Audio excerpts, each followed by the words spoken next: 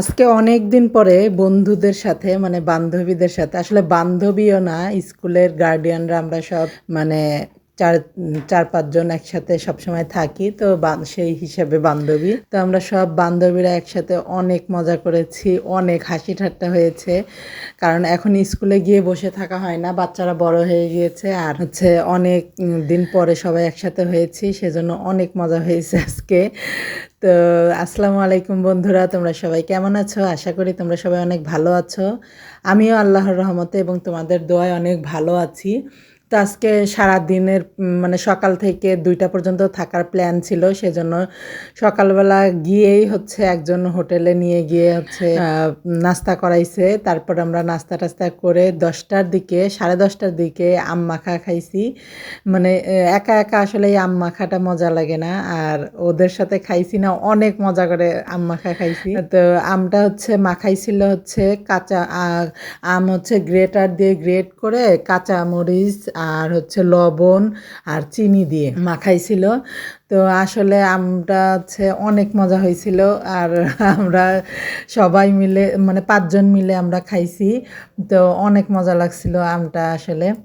তো দেখো, তোমরা দেখতেই পাচ্ছ যে ডিশ ছোট হয়েছে, কিন্তু সবার হাতগুলাই বেশি উঠতেছে, কারণ ডিশটা ছোট।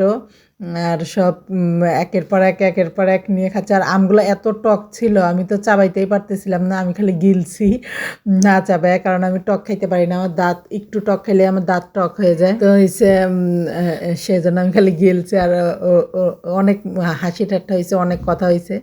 তো আমি ভয়েসও দিতে পারতেছি না, আমার জিহ্বায় পানি আসতেছে, বারবার আমি পানি গিলতেছি। আসলে টক জিনিস দেখলে মেয়েদের এইরকমই অবস্থা হয়, জিহ্বায় বারবার পানি আসে।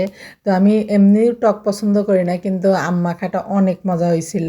আর বেশি মানুষ মিলে যেটা খাওয়া যাবে সেটাই আসলে মজা, অল্প একটু খাইলেও সেটাই আসলে মজা লাগে। তো এই যে আমি ডিশ নিয়ে কারাকারি করতেছি, যে ওরাও আবার কারাকারি করতেছে যে এই তুমি ডিশ নিয়ে যাও কেন একা।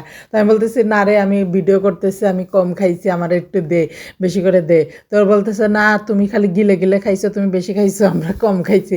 মানে বাচ্চা পোলাপান হয়ে গেছিলাম আজকে 5জন, আমরা একদম বাচ্চা পোলাপান হয়ে গেছিলাম, কারাকারি করতেছি, হাসাহাসি করতেছি, আর এর মধ্যে খাওয়া হচ্ছে। আর এই লাস্টের রসটা কে কে পছন্দ করে অবশ্যই আমাকে জানাবা। আমি তো তোমাদের সাথে কথাই বলতে পারতেছি না, আমার জিহ্বায় বারবার পানি আসতেছে। তো এই লাস্টের রসটা আমি আবার, ওরা কথা বলতেছিল, আস্তে করে ডিশটা নিয়ে আমি একাই লাস্টের রসটা খেয়ে ফেলছি। তো সবাই ভালো থাকবা, আসসালামু আলাইকুম।